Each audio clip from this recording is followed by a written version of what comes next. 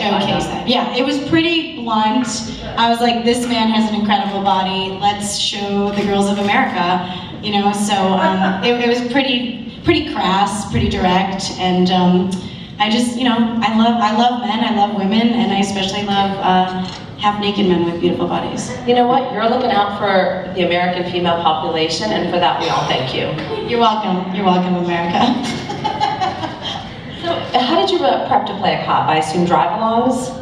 Yes, I did do drive-alongs, not drive-alongs. Yeah, drive-alongs with LAPD, and just, you know, you ask them a bunch of questions, and I went around the Hollywood and Highland area, which is a very touristy area with all the, you know, stars, the Hollywood and the Chinese theater, and it's fun. I mean, I just learned so much, and it's funny because I drove around with a sergeant who's more of a boss, and he would kind of look over the rookies, and you just feel for it, like I'm Latin, I'm Puerto Rican and Mexican, and like a lot of the cops are like these really young, adorable Latin kids, and they'd be like, hey Sergeant, so I don't know what to do here, you know, this car's not moving, and they were so nervous because they're like rookie cops, and the sergeant was like, it's fine, just, you know, give them a ticket and move on. And she's like, yeah, she's got a lot of attitude, the girl's not taking the ticket, or her boyfriend's in the car, and he's like, I'll be right there. So it just showed me like how seniority really kind of decreases your stress level, but I learned a lot, and it's just fun. It's just fun to be part of the boys club, but you know. Yeah, I was gonna actually ask you about that. Like, you seem, just from talking to you, like you would not be bothered by that at all. Like, some people might be intimidated, and you're just like, yeah, that's what it is. No, I think everything, you know, like RoboCop was very dude. I was like working with Michael Keaton and Gary Oldman. I remember at one point I was like, oh my God, I'm in between Batman and the Commissioner. Like the 14-year-old boy in me was like geeking out. And Dexter, you know, I feel like is very kind of, like Jennifer Carpenter, I feel like is like the coolest girl ever, you know what I mean? So I've been very lucky to work with like really cool women and guys, and I feel like, yeah, the shows I do, George Lopez, they're very kind of dude-oriented, so I think I just kind of do well in that space. And I actually went to high school with mostly boys. So my freshman year, all the seniors were boys, all the juniors were boys, all the sophomore were boys, and half the freshmen were boys. Where's Gordon-Levitt? Oh, I do love Joseph Gordon-Levitt. I do love Joseph.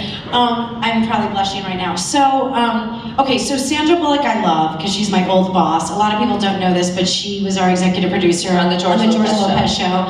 So she, like, coolest boss ever, would like sit on the floor during our live tapings. I'm like, at the end, do you want to come out and say hi? She's like, no, this isn't about me, this is about you. And I'm like, Sandra Bullock, you're the best. So I like love her. I someday would love to just like work with her in some capacity. So I love her, again. And then as far as guys,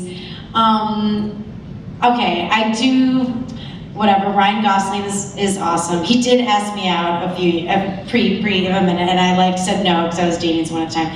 And my girlfriends were like, what's wrong with you? So I would say probably Ryan Gosling is really awesome. But I also, this is kind of sad, I love Heath Ledger.